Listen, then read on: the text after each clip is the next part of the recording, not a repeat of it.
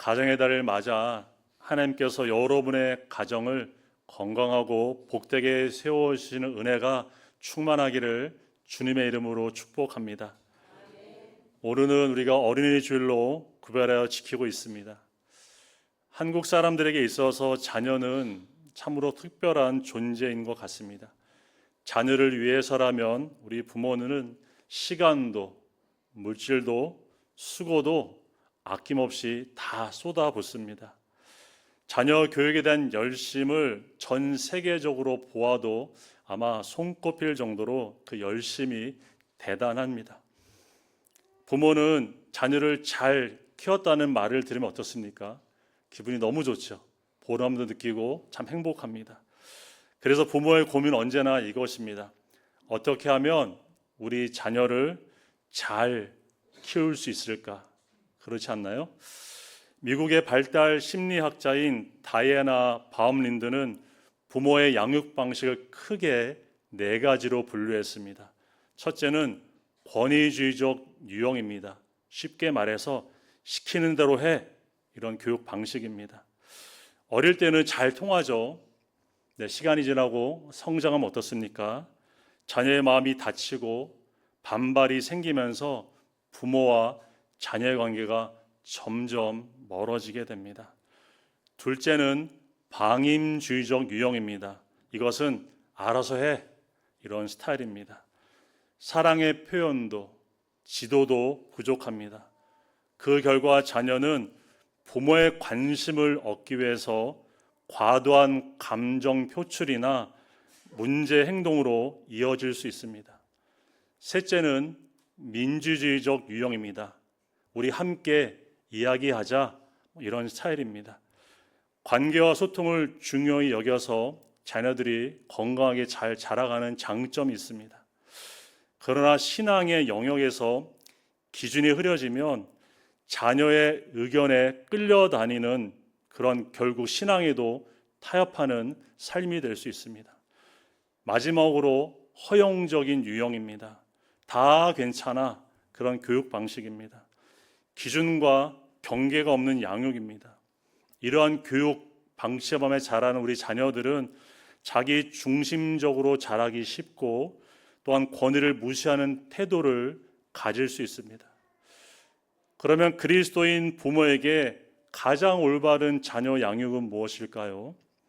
하나님의 기준으로 우리 자녀들을 양육하는 것입니다. 그리스도인의 자녀 양육은 단지 세상에서 잘 사는 사람으로 키우는 것이 아니죠. 한 영혼을 하나님 앞에서 바르게 세워가는 영적인 사명입니다. 그래서 오늘 본문은 우리에게 어떻게 가르칠 것보다 어떻게 양육해야 하는지를 우리에게 말씀합니다.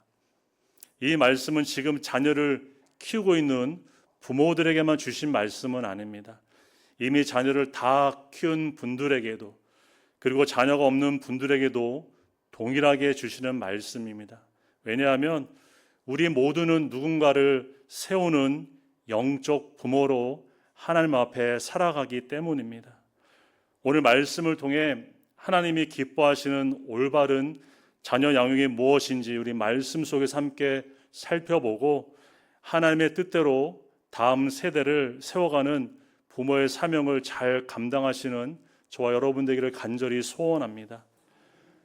첫째, 올바른 자녀 양육 노엽게 하지 말아야 합니다. 4절을 보시겠습니다. 또 아비들아 너희 자녀를 노엽게 하지 말고 말씀하죠. 올바른 자녀 양육의 제일 원칙은 바로 자녀를 노엽게 하지 않는 것입니다. 여기서 노엽게 하다는 헬라어로 파로르기조라는 단어를 사용됐는데 이 단어는 곁에서의 파라와 화나게 하다는 오르기조의 합성어인데 이것은 단회적으로 화나게 하는 것이 아니라 계속해서 분노를 쌓이게 하는 것을 뜻합니다. 반복해서 상처를 쌓는 것입니다. 자녀를 노엽게 하는 것은 결코 부모에게 주어진 권한이 아니죠. 반드시 경계해야 할 일입니다. 자녀를 하나의 인격으로 보지 않고 단순히 부모의 복종의 대상으로 볼 때 자녀는 부모에 의해서 그 인격이 무너질 수 있습니다. 그러나 우리의 자녀 역시 어떻습니까? 그리스도의 십자가의 은혜로 구원받은 존귀한 주님의 자녀들입니다. 그러면 언제 노엽게 할까요? 첫째, 감정을 다스리지 못할 때입니다. 부모가 자기 감정을 조절하지 못한 채 하는 훈육은 교육이 아니라 감정의 분출이 될 수 있습니다. 화난 상태에서 하는 훈육은 자녀에게 어떻습니까? 결코 좋은 말로 들리지 않죠. 아무리 옳은 말도 자녀의 마음에는 상처로 남게 됩니다. 감정으로 하는 훈육은 결코 우리 자녀들을 변화시키지 못합니다. 오히려 귀를 닫게 하고 마음을 닫게 만듭니다. 올바른 자녀 교육을 위해서 부모는 먼저 자기 마음을 다스리는 믿음과 절제력이 필요합니다. 자기 감정을 다스리지 못하면 자녀를 올바르게 주님 앞에 우리가 이끌 수 없기 때문이죠. 야고보서 1장 19절 20절은 우리에게 이렇게 말씀합니다. 사람마다 듣기는 속히 하고 말하기는 더디하며 성내기도 더디하라. 사람이 성내는 것이 하나님의 의를 이루지 못함이라 말씀을 합니다. 부모는 먼저 자기 분노를 다스릴 수 있어야 합니다. 분노는 하나님의 의를 이루지 못하기 때문이죠. 둘째, 태도가 변덕스러울 때입니다. 감정 조절의 문제가 그 순간의 폭발이라면 변덕스러움은 반복되는 불일치입니다. 부모의 기준이 일정하지 않을 때 자녀는 어떻습니까? 혼란을 느끼게 됩니다.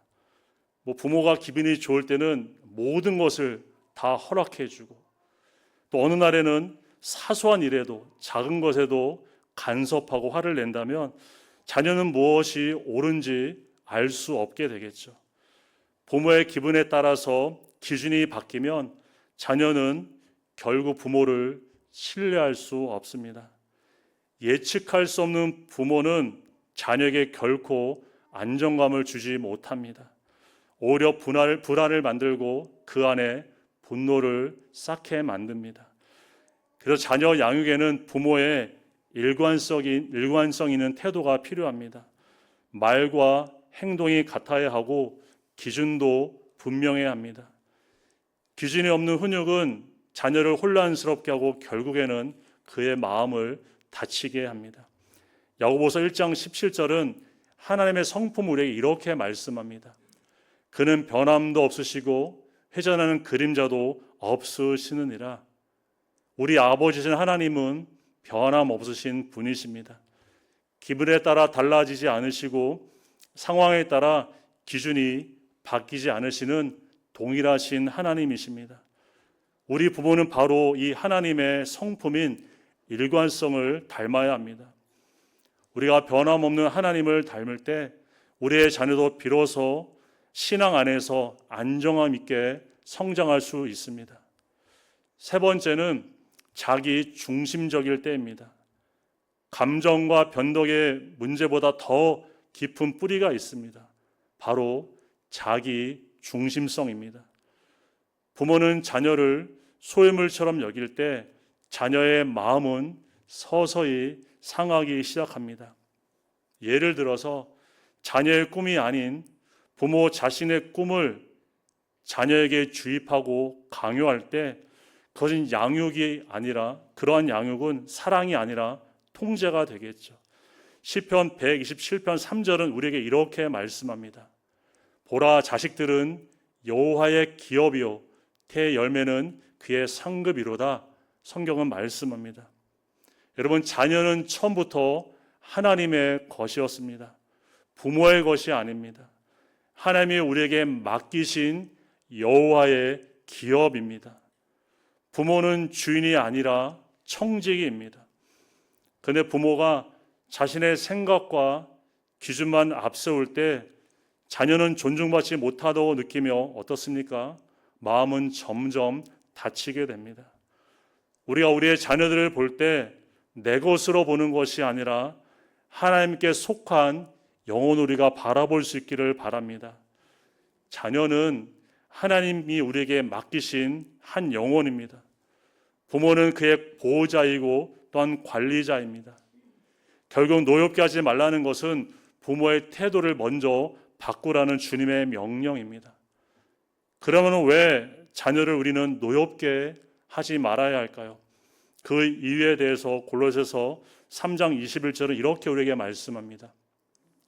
아비들아 너희 자녀를 노엽게 하지 말지니 낙심할까 함이라. 자녀를 노엽게 하면 어떻습니까? 단순히 그 마음에 화만 쌓이는 것이 아니라 그들의 마음이 무너지고 자신감을 잃어버리고 더 이상 해보려는 마음이 그들 안에서 점점 사라지게 됩니다. 낙심하게 됩니다. 이것은 단지 관계의 문제가 아닙니다.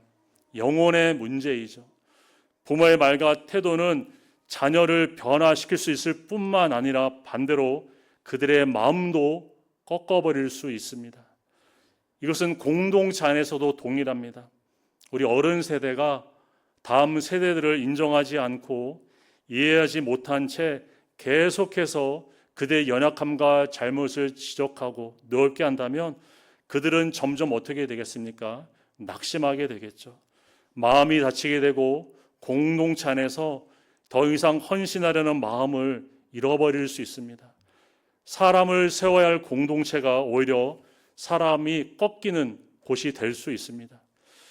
사도행전 15장에 보면 바울이 1차 전도여행 중에 사역을 중도에 떠났던 마가를 2차 여행에 데려오는 것을 반대하는 모습이 있습니다.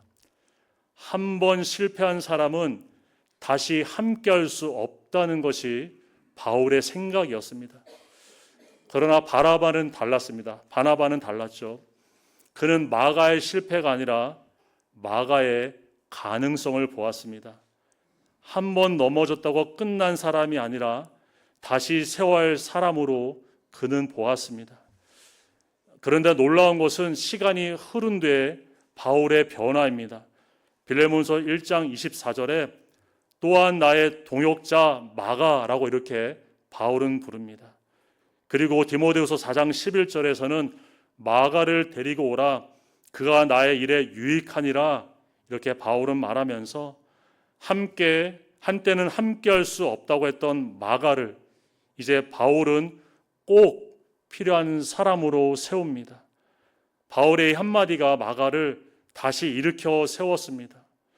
너는 여전히 하나님의 일에 유익한 사람이다. 이 말이 한 사람의 인생을 주님 앞에 온전히 세웠습니다. 여러분, 우리의 말 한마디가 누군가의 마음을 꺾기도 하고 다시 일어서게 할 수도 있습니다. 낙심하게 할 수도 있고 사명의 자리로 회복하게 할 수도 있습니다. 우리는 자녀들에게 그리고 다음 세대들에게 바나바가 되어야 합니다. 그리고 때로는 자신의 실수를 인정하고 사람을 다시 세웠던 바울처럼 우리가 다음 세대들에게 먼저 손을 내밀 수 있어야 합니다. 이것이 가능한 것은 우리 자신이 먼저 주님에게로부터 그 은혜를 받았기 때문입니다. 우리가 하나님 앞에서 실패했을 때 하나님은 어떠셨습니까? 우리를 결코 버리지 않으셨죠. 십자가에 그리스도께서 실패한 우리들을 붙들어 주시고 다시 세워 주셨습니다. 그 은혜가 우리를 변화시키셨고 변화된 우리가 또한 자녀를 변화시킬 수 있습니다. 받은 은혜가 있기에 우리도 그 은혜로 우리 자녀들을 다음 세대들을 세울 수 있습니다. 우리는 다음 세대를 세우고 살리는 이 부모의 사명으로 하나님 앞에 부르심을 받은 책임이 저와 여러분에게 있습니다. 하나님이 우리에게 주신 부모의 사명 그리고 어른의 사명을 우리가 믿음으로 온전히 감당함으로 다음 세대를 노엽게 하지 않고 주님의 사랑과 은혜로 온전히 세워가시는 저와 여러분 믿음의 삶이 될 수 있기를 주님의 이름으로 축복합니다. 둘째, 올바른 자녀 양육, 오직 주의 말씀으로 양육해야 합니다.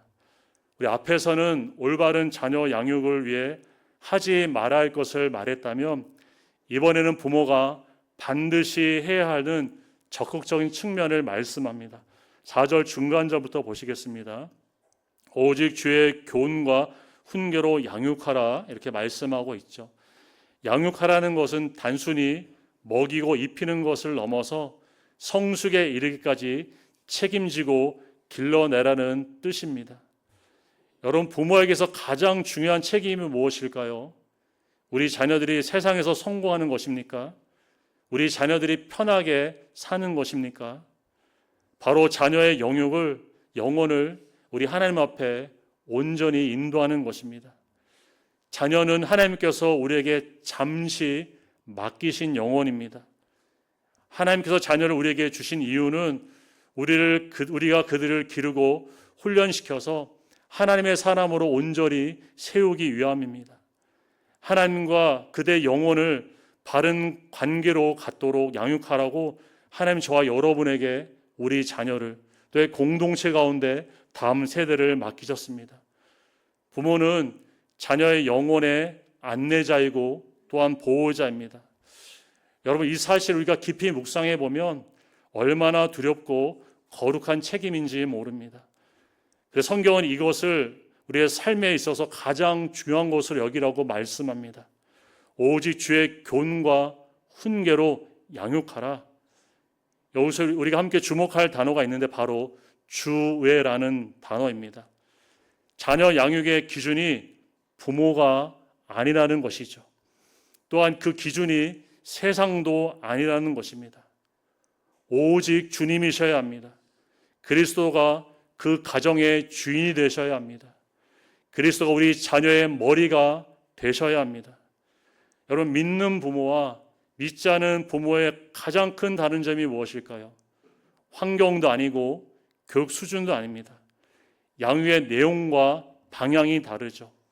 믿는 부모는 자녀를 예수 그리스도를 아는 지식 가운데서 양육합니다. 우리 자녀가 공부를 잘하는 건 너무 필요합니다. 근데 그것보다 더 중요한 것은 우리 자녀들이 예수님을 온전히 아는 것입니다.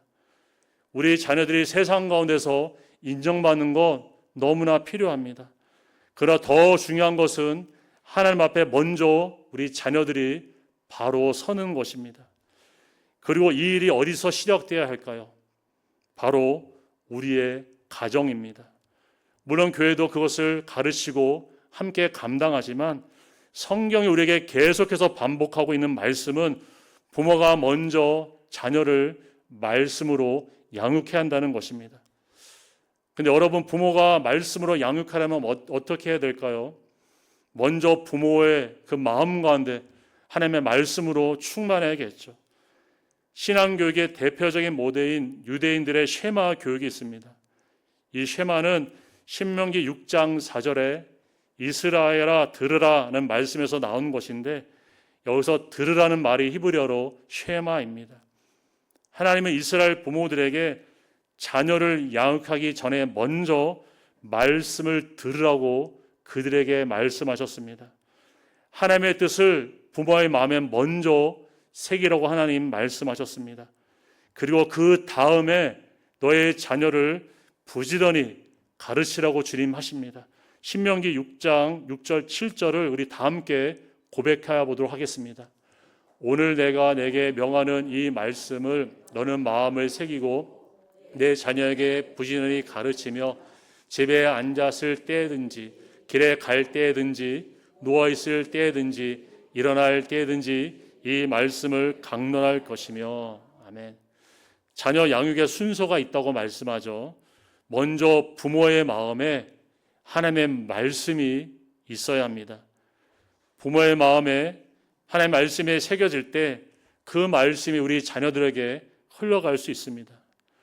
부모 자신이 하나님의 앞에 서지 않으면 우리의 자녀들을 우리는 하나님 앞에 온전히 세우지 못합니다. 부모가 말씀으로 충만한 것은 단지 개인의 신앙의 문제로 끝나는 것이 아닙니다. 반드시 자녀의 신앙으로 이어지게 됩니다. 영향을 주게 됩니다. 디모데후서 1장 5절은 우리에게 이렇게 말씀합니다. 이는 내 속에 거짓이 없는 믿음이 있음을 생각함이라.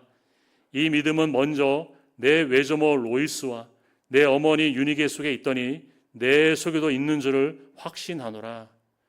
할머니의 신앙이 어머니에게 전달되었고 또 어머니의 신앙이 아들 디모데에게 그대로 전수되었습니다. 여러분, 믿음의 가문은 저절로 만들어지지 않습니다. 부모의 신앙에서 시작됩니다. 부모의 마음에 말씀이 깊이 뿌리 내릴 때 자녀의 인생에 믿음의 열매가 맺히게 됩니다. 근데 올바른 자녀 교육이 온전히 이루어지려면 여기서 우리가 한 걸음 더 나아가야 합니다. 바로 부모가 가르친 대로 먼저 살아가야 합니다. 말씀으로 양육한다는 것은 단지 말씀을 지식적으로만 전달하는 것은 아니죠. 삶으로 가르치는 것입니다. 행동으로 보여주는 것입니다. 자녀는 부모의 등을 보고 자란다는 말이 있습니다. 자녀는 부모의 말보다 부모의 삶을 보고 배운다는 것이죠. 오늘날 교회 다음 세대들이 떠나는 이유가 무엇일까요? 여러 가지 얘기가 있겠지만 부모 세대의 말과 삶이 다름을 보고 아마 실망해서 떠나는 것은 아닌가 한번 생각해 보게 됩니다. 사랑하라고 가르치지만 정작 자신은 미워하는 삶을 살아갑니다. 섬기라고 그렇게 가르치지만 자신은 섬김을 받으는 자리를 더 좋아합니다. 베푸는 삶을 살라고 하지만 자기가 더 소유하려고 하고 더 가지려고 애를 씁니다. 우리가 가르치는 말이 우리 자녀들의 능력이 되려면 가르치는 대로 우리 자신이 먼저 그렇게 살아야 하겠죠. 우리가 삶으로 본을 보여줘야 합니다. 우리가 예수님을 믿고 따르는 것이 무엇입니까? 주님은 말씀하신 대로 친히 그렇게 삶을 사셨기 때문입니다. 예수님은 섬김의 교훈만 가르치지 않으셨습니다. 친히 섬김의 삶을 우리 주님은 사셨죠. 주님은 죄인들을 품으셨습니다. 병든 자와 함께 하시고 고치셨고 또한 소외된 자들을 주님 안아주셨습니다. 제자들의 발을 씻기시며 친히 섬김의 본을 우리 주님은 보여주셨습니다. 그리고 마침내 십자가에서 자신의 모두를 내어주심으로 가장 완전한 순종과 섬김의 본을 우리 주님 우리들에게 보여주셨습니다. 예수님은 말씀과 삶이 하나이셨습니다. 그 삶이 우리를 구원했고 그 삶이 저와 여러분의 본이 되셨습니다. 이것은 교회 안에서도 마찬가지이죠. 다음 세대가 우리 어른들의 세대의 말을 보고 배우는 것이 아니라 우리의 삶을 보고 우리의 등을 보고 그들은 배웁니다. 우리의 섬김의 모습을 보고 그들은 섬김이 무엇인지 배우게 됩니다. 우리의 헌신을 보고 주님을 위해 희생하는 것이 무엇인지 우리 자녀들이 배우게 됩니다. 우리의 신실한 모습을 보고 다음 세대들이 성실한 믿음을 그들도 따라가게 됩니다. 우리의 뒷모습이 바로 진정한 신앙 교육인 줄 믿습니다. 지금 우리의 뒷모습은 무엇을 남기고 살아가고 있습니까? 진정한 신앙 교육은 어쩌면 많은 말이 필요하지 않습니다. 삶으로 살아내면 됩니다. 먼저 앞서가신 예수님처럼 우리도 말씀대로 순종하는 삶을 살아가는 것입니다. 우리 가운데 자녀에게 나를 본받으라고 자신 있게 말할 수 있는 사람이 얼마나 될까요? 솔직히 그렇게 말하기 정말 쉽지 않습니다. 그런데 사도 바울은 담대하게 이렇게 선언합니다. 고린도전서 11장 1절에 내가 그리스도를 본받는 자가 된 것 같이 너희는 나를 본받는 자가 되라. 또 고린도전서 4장 16절에도 이렇게 말씀합니다. 그러므로 내가 너희를 권하노니 너희는 나를 본받는 자가 되라. 바울은 말하고 있죠. 여러분, 이건 바울이 교만해서 하는 말은 아니죠. 그는 실제로 그리스도를 따르는 삶을 최선을 다해서 살아갔습니다. 그리스도께서 바울의 본이 되셨고 바울이 그 삶을 힘을 다해 따랐고 이제 그 믿음을 다음 세대에게 그는 전하고 있는 것입니다. 우리도 그렇게 살아야 하지 않을까요? 우리 자녀들에게 내가 그리스도를 본받은 것처럼 너희도 나를 본받는 자가 되라. 이 신앙의 권면을 우리 모두가 담대하게 우리 자녀들에게 다음 세대에게 말할 수 있는 저와 여러분 되기를 간절히 소원합니다. 여러분, 완벽한 부모가 되어가는 것이 아닙니다. 그리스도를 전심으로 따라가는 부모가 되라는 것입니다. 우리의 삶에서 그리스도의 흔적이 보일 때 우리의 자녀들도 그리스도를 따르게 될 줄 믿습니다. 그것이 바로 죄의 말씀으로 양육하는 저와 여러분의 삶입니다. 그것이 바로 우리가 부모로서 받은 하나님의 사명입니다. 우리가 자녀들에게 진정으로 넘겨줘야 할 유산이 무엇입니까? 많은 재산일까요? 세상에 성공하는 노하우일까요? 아니죠. 오직 주의 말씀인 줄 믿습니다. 우리 자녀의 마음에 주의 말씀이 충만하게 채워지는 것, 그것이 저와 여러분에게 다음 세에 남겨줘야 할 가장 큰 유산을 여기고 정말 그렇게 물려줄 수 있는 저와 여러분 되기를 바랍니다. 주의 말씀대로 살아가는 신앙의 본, 그것이 자녀의 평생을 붙드는 힘과 능력이 되어줄 것입니다. 오직 주의 말씀으로 양육하고 우리 자녀들과 다음 세대를 올바르게 세워가는 부모의 사명을 우리 모두가 다함으로 하나님께 영광 돌리시는 저와 여러분의 귀한 삶이 될 수 있기를 주님의 이름으로 축복합니다. 하나님은 저와 여러분에게 다음 세대의 신앙 양육이라는 너무나 위대하고 거룩한 사명을 맡겨주셨습니다. 여러분, 이것은 해도 되고 하지 않아도 되는 우리의 선택의 문제가 아닙니다. 또한 이 책임을 교회에만 넘겨서 될 문제도 아닙니다. 성경은 분명히 우리에게 말씀합니다. 부모가 먼저여야 합니다. 가정이 그 출발점이 되어야 합니다. 오늘 우리는 올바른 자녀 양육을 위해서 두 가지를 함께 말씀을 통해 나누었습니다. 먼저 자녀를 우리는 노엽게 하지 않기를 바랍니다. 자녀의 마음에 분노를 계속해서 쌓게 하는 것은 그들의 마음을 무너뜨리는 일이고 또한 낙심하게 하는 일입니다. 그리고 무엇보다 오직 주의 말씀으로 우리 자녀들을, 다음 세대를 양육해야 합니다. 말씀이 우리 자녀들의 삶의 기준이 되어야 합니다. 이를 위해서 먼저 우리 부모가 하나님 말씀 앞에 날마다 성실히 서고 우리 마음 가운데 주의 말씀으로 충만히 새기는 삶을 살아가고 무엇보다 말씀대로 살아가는 본이 되는 저와 여러분의 삶으로 하나님 앞에 온전히 드릴 수 있기를 간절히 소원합니다. 자녀를 노엽게 하지 않고 말씀으로 양육하는 것은 결코 다른 것이 아닙니다. 따로 존재하지 않습니다. 우리 마음의 말씀으로 충만하고 우리가 말씀을 사모하고 우리가 말씀을 우리 마음에 새길 때 우리가 비로소 감정을 다스릴 수 있고 일관성 있게 교육할 수 있고 또한 자기 중심성을 내려놓음으로 우리가 우리 자녀들을 하나님 맡기신 귀한 생명과 영혼으로 바라봄으로 우리가 말씀으로 자녀들을 변화시키는 귀한 사역에 그 부모의 사명 있게 우리 모두가 주님 앞에 드려주를 믿습니다. 이러한 믿음으로 우리 자녀들에게, 다음 세대들에게 올바른 신앙 양육으로 그들을 온전히 세워가며 우리 하나님 앞에 영광 돌리는 저와 여러분의 귀한고 복된 믿음의 삶이 될 수 있기를 주님의 이름으로 축원드립니다. 다 함께 기도하시겠습니다. 사랑과 은혜가 풍성하신 하나님, 우리에게 하나님의 기업인 자녀들을 맡겨주시고 다음 세대를 섬길 수 있는 그 은혜의 사명을 맡겨주시니 참으로 감사를 드립니다.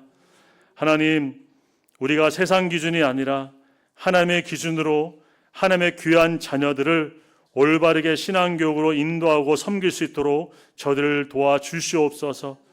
하나님이 우리가 더 이상 자녀들과 다음 세대들을 노엽게 하는 삶이 되지 않도록 인도하여 주시옵소서.